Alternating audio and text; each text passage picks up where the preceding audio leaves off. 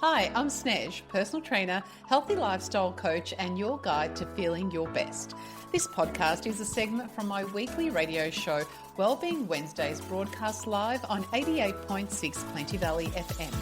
It's all about sharing real, practical tips to help you move more, eat better, and live healthier without the overwhelm. Let's dive in, shall we? So earlier in the show, we started talking about goals for 2026, and in particular we were talking about building an image of what we feel we are capable of. So now it's time to talk about, well, what are the actual goals that we do want to achieve for ourselves? So I know what the visual is. I've upgraded the image of myself in terms of how I see what I'm doing day to day, my strength that I'm seeing, the sort of clothes that I'm wearing, how I'm feeling in my body. We've got a visual for that. But now it's time to go, okay, well, what are some goals? What do I actually want for myself? And this is where a lot of people can get stuck. And I too have gotten stuck myself in the past, because what I have found is that, say, for example, in terms of business goals, I kind of knew what I wanted to achieve, but that is always a limited thinking based on what I know of myself, a history of what I've achieved in the past. And so I felt that I too this year have had to expand my ability to think bigger and to have bigger goals. So there have been things such as reading, looking into resources, and looking at, well, what's actually possible for me? I think that was a big change that has occurred. And I find that a lot of people get stuck in their goal setting, not because they're unmotivated, but because they really don't know what's possible for them. And we're often very clear on what we don't want, but when it comes to choosing what we do want, the mind can go quite blank. So instead of asking you to pick a perfect goal today, what I'm going to do is I'm introducing the idea of a smorgasbord of goals. And a smorgasbord is a selection. So you get to look, you get to explore these different goals, and you look at, well, what resonates with you, what stands out to you, what is it that you would like to achieve for yourself for the rest of this year. And that's why throughout January, I will be bringing in some different health practitioners and professionals to help us actually explore what great actually looks like from different health perspectives. And so we'll have chiropractors, movement specialists, wellness experts, people who can help us to understand what's actually possible in their fields and how to set goals that are both inspiring and also achievable. But today, I'm kicking off the smorgasbord of goals. I wanted to share what are some of the realistic and meaningful health goals based on my experience working with people for many, many years that aren't extreme. They're not aesthetic goals, but goals that can support a strong, capable, enjoyable life at any age. What's actually possible for you? And the first one is obviously body composition. So healthier goals go beyond the scale, but looking at increasing muscle mass, supporting your bone density, reducing excess visceral fat. These are some of the changes that can improve your strength, your stability, your metabolism, and your long-term health and wellness. And a great goal might be to simply feel stronger, and you might determine that by an ability to do a particular job at home or lift a particular weight. You may find that you want to just become more confident in your body over the year. And a goal for that would be, well, what would that confidence give you? Would you be able to go for a walk, for a longer walk? Would you be able to go for a run? Would you be able to begin a new sport that you're wanting to join into to increase the social side of yourself? So what is it that you could do? Now, remembering with strength, it isn't just about becoming a bodybuilder and having huge amounts of muscle, but it's about making your day feel easier every day as a result of that strength. And strength protects our joints, it supports our bones, it improves our balance, and it helps you to stay independent. So strength training 2 to 4 times per week could also be a realistic goal for you to achieve. Moving better, flexibility. This is about moving more freely, so being able to reach overhead comfortably, being able to bend down without pain, being able to rotate, move in your body, get up and down, out of the chair, out of bed, out of a car. These are all great goals that are there simply to feel less stiff and more confident in our day-to-day activities. Cardiovascular fitness, it doesn't require punishing workouts. It can be as simple as a brisk walk. It could be hiking, swimming or cycling a few times a week. 2 times a week is more than enough. So for most people, in terms of activity, we could look at strength training a couple of times a week and then adding some mobility movements in, as well as increasing your cardio a couple of times a week. So they are definitely achievable goals, but you may want to also look at things like experience-based goals, and this is the fun stuff. So you may want to complete a 5-kilometre fun run. You might want to hike a local trail. You might want to swim in the ocean. You might want to travel comfortably, go on an active holiday, complete some sort of a physical challenge. These are the things that can be a little bit more fun, take a little bit more organisation, but it's a goal that is going to be time-based because you'll probably be booked into doing something like this, and it can be a really good driver to be able to put the training and the nutrition in place to help you to get there. Now, some of the other things that we need to, I think, consider is that when we are talking about increasing our activity, there are very few conditions where movement and exercise aren't beneficial.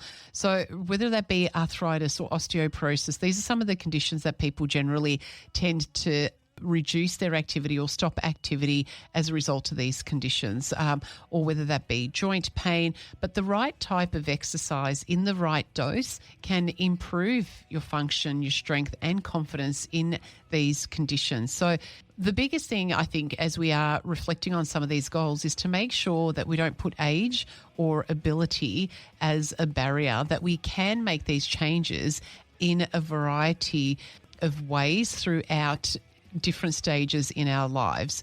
Some of the other things that you could think about doing are trying a new type of activity, but definitely engaging in a combination of strength and cardio-based activity to improve our muscle, bone and cardiovascular health are all the goals that I'd like to impress upon you, and ones that you can start to plan for in 2026. You don't need to just leave that one goal of lose 10 kilos. They're the boring goals. We've done them time and time again over the years, and if we can move into a different focus that's going to inspire us and excite us to achieve some of these new things, I think removing the limitations of age and a lot of these conditions to strive to achieve more is definitely a better way to go. So when you're thinking about your goals for 2026, try asking different questions, not what should I do, but what's going to help you to live better, what's going to give you more freedom, more confidence, more energy, and more independence. Have you ever noticed, and I'm pretty sure that you'd be noticing it now because I have definitely been feeling this myself, that at the start of the year, everything just feels easier. Making healthier choices doesn't feel like a battle. You feel clearer. I know I'm feeling clearer. We're more motivated. We're more organised. And you wake up, you're like, yeah, I've got this. This is a fresh year. I know where I'm going with this. I'm completely in control and this is all feeling good. Even if we're talking about healthy choices, but I'm even feeling this in my business life as well. And even in my family life, it's like the house is more orderly. Everything's flowing. I'm getting to emails. I'm getting to all these things. It's like everything just feels simpler. Moving your body feels good, and we're feeling less cluttered in our mind. And it's not just that New Year energy. We're just like riding on this New Year energy. It's more actually, there's some other really good reasons why this time of year supports us so well. And for a lot of people, including myself, we've just come off a break. So maybe work has been quieter. Maybe you've had a few slower mornings. Maybe you've had more sleep, more sunshine, a little bit more breathing room away from our traditional, quite busy lifestyles, and especially coming off of Christmas, which can be quite hectic. The transition to that New Year time is quite a slow time in comparison. And when your nervous system is calmer, everything does feel easier. Your brain isn't racing, your body isn't running on empty, whether that be on empty for fuel from food because you've skipped lunch or or breakfast, or whether you're running empty on energy levels or lack of sleep. So when you are feeling a lot better, you're a lot calmer, making good choices doesn't feel like an effort. It just feels natural because you're actually more connected to your body's needs. And another reason why it feels easier because you've actually created a fresh path for yourself. You've decided what's actually going to matter for you in your downtime. If you are like me and what I've done, you just sort of start to reflect. And it's not a huge, intense planning moment that you've probably had up until now. It could have just been a reflection sitting on the beach and going, you know what? 2025 was just big or overwhelming or amazing, but this is what I want for myself for 2026. So we've got a bit of a direction, we've got a bit of clarity. And when things feel clear and we kind of know what we want to achieve, all of the actions feel a lot simpler. And you're also probably noticing like little wins along the way. So, you've been up, you've gone for a walk, or you've planned those meals because you've had more time and you've got more clarity. So even those little wins are going to give you a little bit of more motivation and enthusiasm, more energy. But also the changes that you may have already made are probably giving you better sleep. So you're already starting to feel better as a result.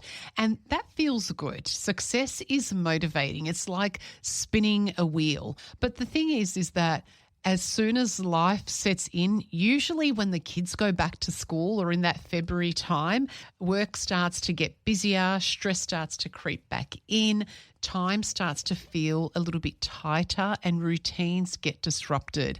And then suddenly those same choices that felt easy in January and that motivation, that enthusiasm that you had feels a lot harder in May or in August or in November. And it's not because you've failed, you haven't stuck to it, and it's not because you've lost willpower. It's just because your environment has changed and the level of stress that you have has changed, your schedule has changed, it's a lot busier now, and your mental space has changed as well. And this is where we can feel bad about what we're trying to achieve. This is where we can give up on our goals, and this is where we can start to blame ourselves like, we never get it right. But instead of doing that, we can actually just adjust our systems and be a bit more consciously aware as we move forward. And sustainable health isn't just about staying motivated forever. That's not what it's about at all. But it is about staying committed to our goals that we do set for ourselves in January when life does get busy.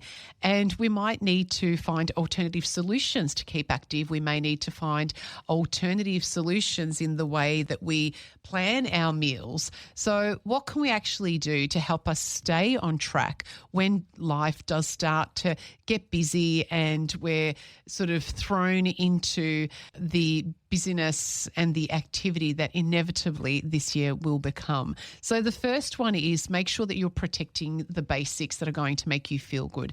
And that is sleep, real meals, regular meals, movement, and drinking enough water. They're the four main things that you need to focus on that are the basics, because when these ones slip, everything else is going to feel harder. The second thing is keep things simple, because life does get busy, and when it does, we don't need to complicate things. Simple meals, simple routines, simple habits. The less thinking that is required, the easier it is going to be to follow through. And the third one, expect that there is going to be disruptions. Life's going to interrupt your plans. It doesn't mean that you've failed. It just means you need to be resilient and you need to adapt. It's about persevering even when it gets difficult. And consistency and perseverance isn't about perfection. It's just about coming back again and again and again. And the fourth one is just to make sure that you are staying connected. Stay connected to your body, stay connected to what matters to you and to people who support you. So being connected to your body just may mean just have 5 minutes of just quiet time, just sitting with yourself.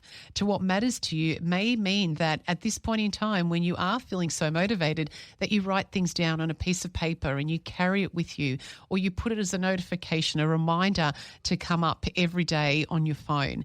And people who support you, connect with people, share with them how you're feeling, and they may be able to pull you over the line. And remember that how you are feeling right now, this you can continue with this throughout the year. Just remember this feeling, hold on to this feeling as long as you can. That clarity, the energy, the strength, the restfulness, that sense of control that you are feeling right now. This isn't just a genuine January only feeling, but it's a glimpse of what's possible when your environment and your habits and your mindset are all working together. And the goal isn't to stay in holiday mode forever, although we would absolutely love that. I personally would love that. But the goal is to build a life that's going to support you even when things do get busy.